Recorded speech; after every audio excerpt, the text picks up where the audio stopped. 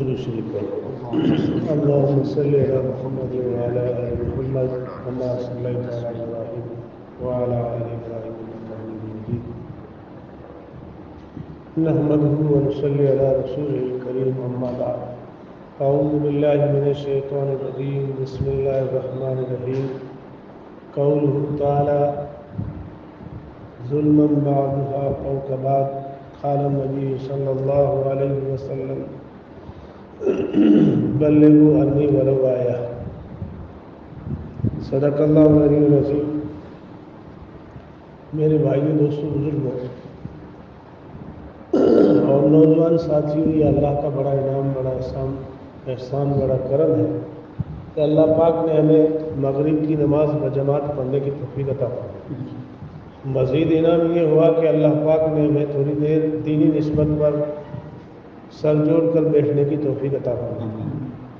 اہل علم حضرات سے سنا ہے کہ جب اللہ اور اس کے رسول صلی اللہ علیہ وسلم کی محبت میں بندوں کا جڑنا ہوتا ہے، ایک فرشتہ ندا دیتا ہے، اے مجلس میں بیٹھنے والے، تمہارے گناہوں کو معاف کر دیا گیا اور گناہوں کو نیکیوں سے بدل دیا گیا۔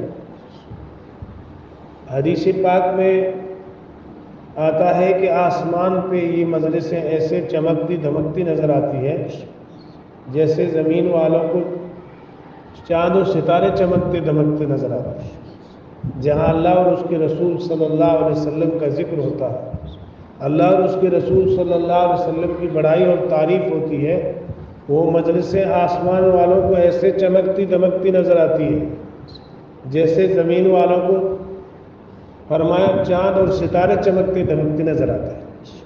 اور میرے دوستوں، بزرگوں، اللہ رب العالمین کا انعام، احسان اور کرم ہوا کہ اللہ پاک نے ہمیں اس مبارک دین کی نسبت پر اپنے گھر چھوڑنا اور نکلنا، اور گھر کے لیے جو ہے اللہ کے راستے میں اپنے گھر کو بار کو چھوڑ کے اللہ کے راستے میں جو نکلے ہیں، اس کے بارے میں تو کوئی علماء اکرام بیان ہی نہیں کر سکتا۔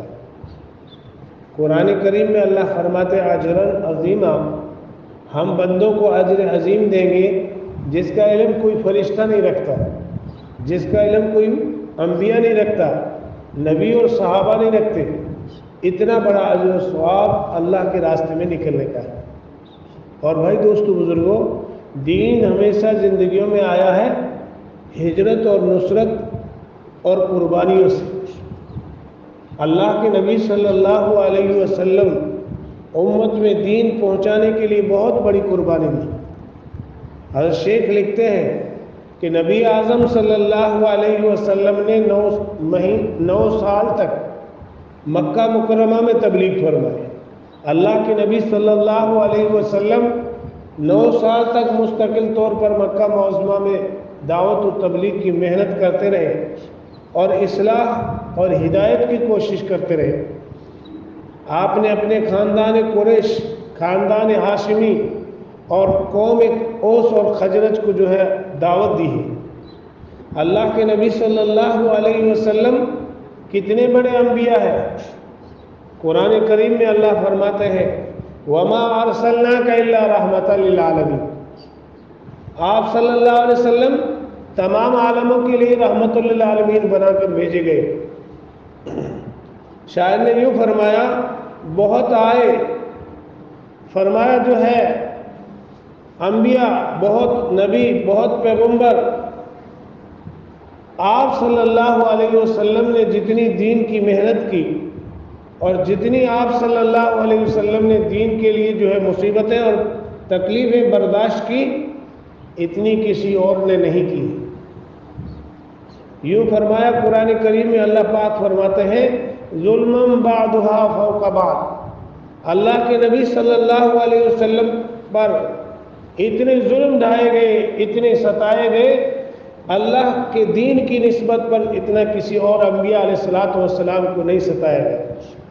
آپ صلی اللہ علیہ وسلم کو جتنی تکلیف دی گئی، اتنی کسی اور انبیاء علیہ السلام کو تکلیف نہیں دی گئی۔ اس لیے قرآن شاہد ہے کہ جتنا آپ صلی اللہ علیہ وسلم کو اسلام کے لیے ستایا گیا، جتنا آپ صلی اللہ علیہ وسلم کو دعوت و تبلیغ کی نسبت پر پریشان کیا گیا، آپ صلی اللہ علیہ وسلم نے جتنی مشقتیں اور تکلیفیں برداشت کی ہیں، اتنا کسی اور انبیاء علیہ السلام نے نہیں کی۔ یوں فرمایا شاعر نے، بہت آئے پاک مکرم بن کر، بہت آئے پاک مکرم بن کر، مگر آیا نہ کوئی رحمت عالم بن کر، مگر آیا نہ کوئی رحمت عالم بن کر۔ آپ صلی اللہ علیہ وسلم پورے عالم کے لیے رحمت للعالمین بن کر بھیجے گئے، پوری دنیا کے انسانوں کے لیے، پوری دنیا کے جن اور چرند و پرندوں کے لیے، تمام مخلوق خدا کے لیے اللہ کے نبی صلی اللہ علیہ وسلم جو ہے انبیاء علیہ السلام کے مقدس اور مبارک ہستیوں کے انبیاء بنا کر بھیجے گئے۔ آپ صلی اللہ علیہ وسلم پورے عالم کے لیے رحمت للعالمین بنا کر بھیجے گئے۔ میرے دوستو بزرگوں، یوں فرمایا اللہ کے نبی صلی اللہ علیہ وسلم کا ایک موقع پر دندان مبارک شہید ہوئے، ایک جنگ کے موقع پر اسی دین کی نسبت کی وجہ سے اللہ کے نبی صلی اللہ علیہ وسلم کے دندان مبارک شہید ہوئے۔ یوں آتا ہے ایک موقع پر جو ہے نبی اعظم صلی اللہ علیہ وسلم کے فرمایا سر معطر پر جو ہے کڑیے چبھی ہے، آپ صلی اللہ علیہ وسلم کے راستے میں کانٹے بچھائے گئے ہیں۔ میرے دوستو بزرگوں، اس لیے جو ہے یوں فرمایا دین بڑی قربانیوں کے بعد، بڑی محنتوں کے بعد اور بڑی مشقتوں کے بعد ہم تک پہنچا ہے۔ اور آج میرے دوستو بزرگوں، ہماری زندگی اللہ اور اس کے رسول صلی اللہ علیہ وسلم کے حکموں سے دور ہے، اللہ اور اس کے رسول صلی اللہ علیہ وسلم کے احکامات سے دور ہے۔ اس لیے ہر ایمان والے کو ضروری ہے کہ وہ اپنی زندگی پر ترس کھائے، اپنی زندگی کا فکر کرے۔ آج ہم لوگ جو ہے اپنی زندگیوں پر مطمئن ہیں نہیں دوستو بزرگوں۔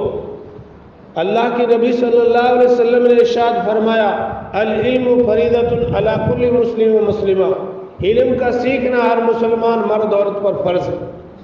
آج ہمارے گھروں میں کلمے والی تعلیم، نماز والی عبادت اور قرآن والی تلاوت ہمارے گھروں میں بہت کم ہو گئی۔ ہمیں ضروری ہے کہ ہم اپنے گھر والوں کا فکر کریں، اپنے یار دوستوں کا فکر کریں، اپنے ساتھیوں کی زندگی پر ترس کھائیں، اور جس طریقے سے اللہ اور اس کے رسول کے دین کا حق ہے اسی طریقے سے ہم جو ہے اپنی زندگیوں میں دین کو خود اپنائیں، اپنی زندگیوں میں دین کو خود سیکھیں۔ ہم جو ہے اپنی زندگیوں کو سستیوں کے ساتھ گزار رہے ہیں اور اپنی زندگیوں کو ایک زندگی گزارنے کو مقصد بنا کر جی رہے ہیں۔ نہیں دوستو بزرگوں، ایمان والا دنیا میں زندگی گزارنے نہیں آیا بلکہ آخرت کی تیاری کے لیے آیا ہے، آخرت کی تیاری کے لیے آیا ہے کہ آدمی اپنی زندگی حقیقی کو سمجھنے کی کوشش کرے، فکر کرے اور اپنی زندگی کو اصل جو ہے احساس کرے کہ میرے آنے کا مقصد دنیا میں زندگی گزارنا نہیں ہے، میرے آنے کا مقصد جو ہے اللہ کے دین کا بول والا ہو، اللہ کا دین پوری انسانیت میں زندہ ہو اور اللہ کے دین کی پوری محنت کی جائے۔ ہمیں جو اللہ نے مطلوب اور مقصد دے کر بھیجا ہے اس میں اللہ نے فرمایا، الست بربکم، بندو بتاؤ کیا میں تمہارا رب نہیں ہوں۔ عالم ارواح میں انسانی زندگی فرمایا جو ہے اس سے کوئی وابستہ نہیں، ابھی جو ہے ہماری روحیں عالم ارواح میں ہیں، ہماری روحیں دنیا میں نہیں ہیں۔ عالم ارواح میں اللہ جو ہے آدم علیہ نبی علیہ السلام ہمارے ابا سے لے کر آخری روح دنیا میں آنے والی ہے، ان سب سے اللہ پاک ساری روحوں سے فرماتے ہیں، الست بربکم، اے روحوں بتاؤ کیا میں تمہارا رب نہیں ہوں، کیا میں تمہارا پیدا کرنے والا نہیں ہوں، کیا میں تمہیں جو ہے وجود اور زندگی بخشنے والا نہیں ہوں۔ ساری روحوں نے کیا کہا، قالوا بلا شاہدنا، بے شک آپ ہمارے رب ہیں، بے شک آپ ہمیں پیدا کرنے والے مالک ہیں، بے شک آپ ہمارے جو ہے پیدا کرنے والے خالق ہیں، بے شک آپ ہمارے رازق ہیں۔ ساری روحوں نے اعتراف کیا ہے، اقرار کیا ہے اور اللہ کی بارگاہ میں عالم ارواح میں اس بات کو جو ہے اقرار کر کے دنیا میں آ رہی۔ اللہ نے فرمایا اگر تم کہتے ہو بے شک اے اللہ تو ہمارا رب ہے، تم نے اعتراف کیا، اقرار کیا، قالوا بلا شاہدنا، بے شک آپ ہمارے رب ہیں، تو فرمایا اس بات پر دنیا میں بھیجا جائے گا اور تمہیں ایک مقصد دیا جائے گا، وَمَا خَلَقْتُ الْجِنَّ وَالْإِنسَ إِلَّا لِيَعْبُدُونَ۔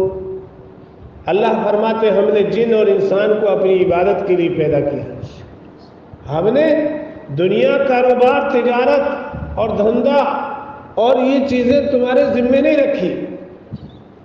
روزی کا رازق اللہ ہے، رزق کا انتظام کرنے والا اللہ ہے، کھلانے والا، پلانے والا، انسان کی صحت اور تندرستی کا دینے والا اللہ ہے۔ اصل تو ہمیں اپنے مقصد کو سامنے رکھنا ہے کہ اللہ نے فرمایا ہم نے جن اور انسان کو اپنی عبادت کے لیے پیدا کیا ہے، وَمَا خَلَقْتُ الْجِنَّ وَالْإِنسَ إِلَّا لِيَعْبُدُونَ، کہ ہم نے انسان اور جنات کو اپنی عبادت کے لیے پیدا فرمایا، اور انسان اپنی زندگی کا گزر بسر کس طرح کر رہا کہ نہ تو اللہ کو پہچانا، نہ اللہ کی ذات کے ساتھ تعلق پیدا کیا، نہ اللہ کی ذات کے ساتھ معرفت حاصل کی، نہ محمد رسول اللہ صلی اللہ علیہ وسلم کے مقام کو سمجھے۔ اللہ کے نبی صلی اللہ علیہ وسلم کا مقام اور مرتبہ ایسا ہے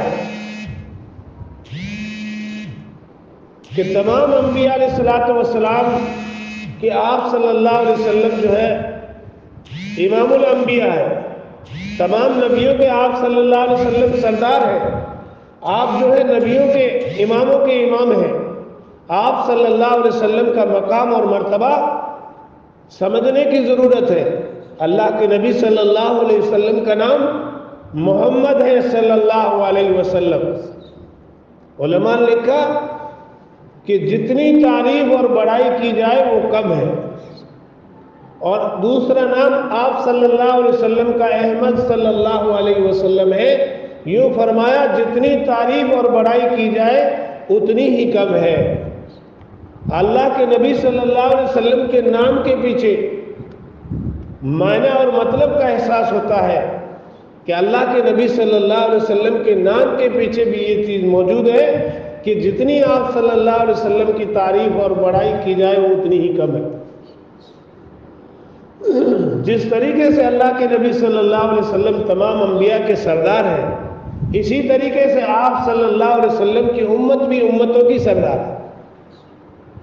علماء سے سنا کہ جب تک آپ صلی اللہ علیہ وسلم جنت میں نہیں داخل ہوں گے، کسی انبیاء علیہ السلام کو جنت میں داخل ہونے کی اجازت نہیں ہوگی۔ سب سے پہلے جنت میں محمد رسول اللہ صلی اللہ علیہ وسلم داخل ہوں گے، تمام انبیاء سے پہلے آپ صلی اللہ علیہ وسلم جنت میں جائیں گے، اور اسی طریقے سے جیسے آپ صلی اللہ علیہ وسلم جنت میں سب سے پہلے جائیں گے، اسی طریقے سے آپ صلی اللہ علیہ وسلم کی امت تمام امتوں سے پہلے جنت میں جائے گی۔ اس لیے میرے دوستو بزرگوں، قرآن کریم میں اللہ پاک فرماتے کنتم خیر امت اخرجت للناس تأمرون بالمعروف وتنہون عن المنکر وتؤمنون باللہ۔ قرآن میں اللہ کیا فرماتے ہیں؟ تم بہترین امت ہو، فرمایا جو ہے لوگوں کے نفع رسانی کے لیے چنے گئے ہو، تم لوگ بھلائیوں کی طرف لوگوں کو بلاتے ہو، اچھائیوں اور خوبیوں کی دعوت دیتے ہو، اور برائیوں سے لوگوں کو روکتے ہو۔ یہ امت تمام امتوں کی سردار ہے، جیسے آپ صلی اللہ علیہ وسلم تمام انبیاء کے سردار ہیں، نبیوں کے اماموں کے امام الانبیاء ہیں، اسی طریقے سے اللہ کے نبی صلی اللہ علیہ وسلم کی امت تمام امتوں کی سردار ہے۔ اور بھائی یہ سرداری اس لیے ہے، قرآن کریم میں اس امت کی تعریف کی گئی ہے کہ تم لوگ اس لیے دنیا میں پیدا کیے گئے ہو کہ لوگوں کو بھلائیوں کی طرف بلاؤ، اچھائیوں کی طرف بلاؤ، اور خوبیوں کی طرف بلاؤ، اور جو ہے برائیوں سے لوگوں کو روکو۔ جو ہے لوگوں کو جو ہے گناہوں اور خطاؤں سے بچانے کی فکر کرو، تم لوگ اچھائیوں کی دعوت دو اور برائیوں سے روکو، اور یہ کام تمہیں اللہ پر ایمان رکھتے ہوئے کرنا ہے۔ کس پہ ایمان رکھتے ہوئے بھائی؟ اللہ پر ایمان رکھتے ہوئے، یوم آخرت پر ایمان رکھتے ہوئے۔ اس کام کے پیچھے تمہیں کوئی تنخواہ نہیں ملے گی، اس کام کے پیچھے تمہیں کوئی معاوضہ نہیں دیا جائے گا، اس کام کے پیچھے جو ہے تمہیں کوئی لالچ نہیں دیا جائے گا۔ یہ کام تمہیں اللہ اور اس کے رسول صلی اللہ علیہ وسلم کی محبت میں کرنا ہے۔ اس کام کو اللہ کی محبت میں، اللہ کے رسول صلی اللہ علیہ وسلم کی محبت میں جو ہے ہمیں یہ کام کرنا ہے۔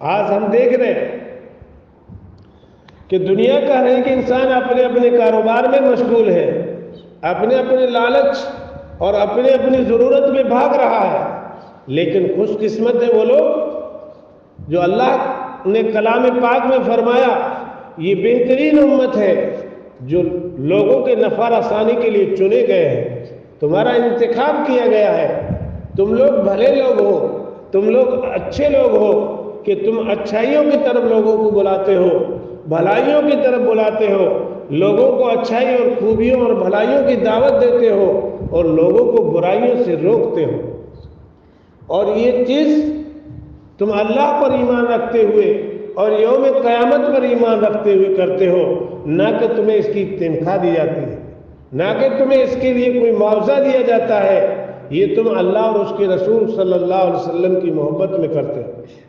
تو بھائی دوستو بزرگوں، دین بڑی قربانیوں کے بعد ہم تک پہنچا ہے، اور آج ہمیں دین کی قدر کی ضرورت ہے۔ کیوں کہ دوستو ایک کے بعد ایک ہمارے سامنے فتنے ہیں، ایک کے بعد ایک زمانے کا ہمارے سامنے حالات ہے، ہمیں جی جان کے ساتھ اس کام کو کرنا ہے کہ ہم اللہ کے دین کی محنت کریں گے، اللہ کے دین کو سیکھیں گے اور سکھائیں گے، اور اپنے یار اور دوستوں میں اللہ اور اس کے رسول صلی اللہ علیہ وسلم کی محبت کی نسبت پر ہم دین کی حقیقی محنت کریں گے۔ آج دوستو بزرگوں، امت میں ایک کے بعد ایک حالات ہیں، اور حالات کی وجہ سے آدمی کیا کرتا ہے، اپنے آپ کو جو ہے پیچھے ہٹانے لگتا ہے، اپنے آپ کو جو ہے دینداری کے بجائے حالات کی طرف رخ کر لیتا ہے۔ لیکن نہیں دوستو بزرگوں، ہمیں ہر حال میں اللہ کے دین کی محنت کرنی، اپنی جان کو اللہ کے راستے میں لگانا، مال کو اللہ کے راستے میں لگانا، اور دین کو اپنی زندگیوں میں زندہ کرنا۔ حضور پاک صلی اللہ علیہ وسلم کے صحابہ حضرت ابو بکر صدیق رضی اللہ تعالیٰ عنہ نے اپنا پورا مال لا الہ الا اللہ محمد رسول اللہ صلی اللہ علیہ وسلم کی دولت کے لیے لگایا۔ کیا؟ اللہ کے نبی صلی اللہ علیہ وسلم نے ایک جنگ کے موقع پر فرمایا جو ہے اللہ کے راستے میں مال لگانے کی ضرورت ہے، تو اللہ کے نبی صلی اللہ علیہ وسلم کے صحابہ حضرت ابو بکر صدیق رضی اللہ تعالیٰ عنہ اٹھتے ہیں اور اپنے گھر کا سارا مال لے کے آ جاتے ہیں، گھر میں کچھ بھی نہیں چھوڑتے، یہاں تک کہ جھاڑو لا کر کے بھی نبی اعظم صلی اللہ علیہ وسلم کے قدموں میں ڈالتے ہیں۔ حضرت عمر رضی اللہ تعالیٰ عنہ خلیفۃ دوم ہیں، اٹھتے ہیں اور جا کر کے جو ہے اپنے گھر کا سارا مال جمع کرتے ہیں، آدھا مال اللہ کے راستے میں لا کے لگا دیتے ہیں اور آدھا مال گھر والوں کے لیے چھوڑ آتے ہیں۔ میرے دوستو بزرگوں، اسی طریقے سے حضرت عثمان غنی رضی اللہ تعالیٰ عنہ حضور صلی اللہ علیہ وسلم کے فرمایا جو ہے داماد ہے اور تیسرا خلیفۃ المسلمین ہے، اٹھتے ہیں اور جا کر کے جنگ کے تہائی حصے کا پورا مال لا کر نبی اعظم صلی اللہ علیہ وسلم کے قدموں میں لگا دیتے ہیں۔ اسی طریقے سے دوستو بزرگوں، حضرت علی کرم اللہ وجہہ بھی اپنے استعداد کے مطابق لا کر دین کی نسبت پر اپنے مال اور جان کو حاضر کرتے ہیں۔ اور دوستو، حضرت علی رضی اللہ تعالیٰ عنہ کی قربانی، یہ کون سا مہینہ ہے؟ اسلامی مہینہ کون سا؟ محرم کا مہینہ۔ کون سا مہینہ؟ محرم کا مہینہ ہے۔ اس محرم کے مہینے میں حضرت علی کرم اللہ وجہہ کی خاندان کو دین کی نسبت پر شہید کر دیا گیا۔ میدان کربلا کی زمین گواہ ہے۔ قرآن کریم میں اللہ فرماتے ہیں وَلَا تَقُولُوا لِمَنْ يُقْتَلُ فِي سَبِيلِ اللَّهِ أَمْوَاتٌ بَلْ أَحْيَاءٌ وَلَكِنْ لَا تَشْعُرُونَ۔ جو لوگ اللہ کے راستے میں دین کی محنت کرتے کرتے اپنی جانیں دے گئے، کلمے کو بلند کرتے کرتے، لا الہ الا اللہ محمد رسول اللہ صلی اللہ علیہ وسلم کی دعوت کی محنت کرتے کرتے جو لوگ اللہ کے راستے میں جو ہے اپنی جان قربان کر گئے، تم انہیں مرا ہوا نہ سمجھو، تم انہیں جو ہے مردہ نہ کہو، بلکہ وہ زندہ ہے، حیات ہے، تمہاری عقلیں اس بات کا شعور نہیں رکھتی۔ قرآن کریم میں اللہ کیا فرماتے ہیں؟ جو لوگ کلمے کی محنت کرتے کرتے، ایمان اعمال کی دعوت دیتے دیتے، نماز اور عبادت اور اللہ کی طرف بلاتے بلاتے جو لوگ دنیا سے پردہ فرما گئے، ان لوگوں کو تم مرا ہوا نہ کہو۔ اللہ مرا ہوا کہنا بھی برداشت نہیں کرتے۔ بات سمجھ میں آ رہی؟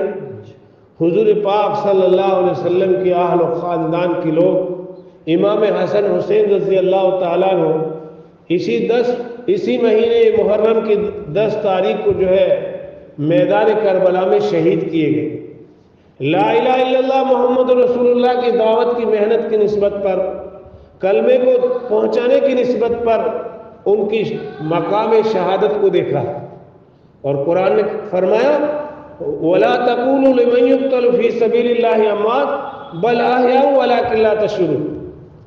جو لوگ کلمے کی محنت کرتے کرتے اور ایمان اعمال کی محنت کرتے کرتے، نمازوں کی دعوت دیتے دیتے موت کو پا جائے، تم انہیں مرا ہوا کہو، یہ بھی اللہ برداشت نہیں کرتے۔ بَلْ أَحْيَاءٌ وَلَكِنْ لَا تَشْعُرُونَ۔ وہ لوگ حیات ہے، زندہ ہے، تمہاری عقلیں اس بات کا شعور نہیں رکھتی۔ بھائی دوستو بزرگوں، کل قیامت کے دن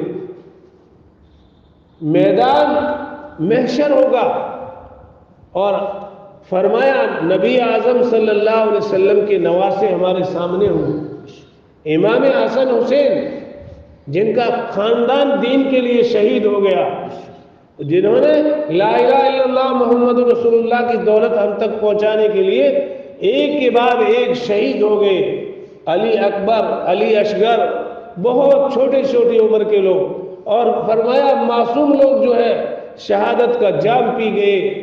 دوستو بزرگوں، میدان کربلا کی زمین آج بھی خون سے لالا لال ہے، وہ خاندان علی کی شہادت کی زمین ہے۔ بات سمجھ میں آ رہی؟ میرا کہنا آسان، آپ لوگوں کا سننا آسان، دین بڑی قربانیوں کے بعد ہم تک پہنچا ہے۔ بات سمجھ میں آ رہی؟ کیوں بھائی؟ بات سمجھ میں آ رہی؟ آج ہم مطمئن ہو کر زندگی گزار رہے ہیں۔ بتائیے، کل امام حسن حسین رضی اللہ تعالیٰ عنہ فرمائیں گے، لوگوں تم دنیا میں تھے اور کلمے والی زندگی لوگوں کی نہیں تھی، تم دنیا میں تھے، غیر محسوس طریقے سے لوگوں کی زندگیوں میں دین نکل رہا تھا، تم دنیا میں تھے، نانا جان کا دین فرمایا غیر محسوس طریقے سے امت میں نکل رہا تھا، ہم نے تو تمہیں لا الہ الا اللہ محمد رسول اللہ کی دولت فرمایا خاندان کو شہید کروا کر پہنچائے، اپنے خاندان کو شہید کروایا، اور تم تک لا الہ الا اللہ محمد رسول اللہ صلی اللہ علیہ وسلم کی دولت پہنچائی۔ اس کی تم نے کیا قدر کی، اس کی تمہارے دلوں میں کیا اہمیت تھی، اور اس کی تم نے جو ہے اس کا کیا حق ادا کیا۔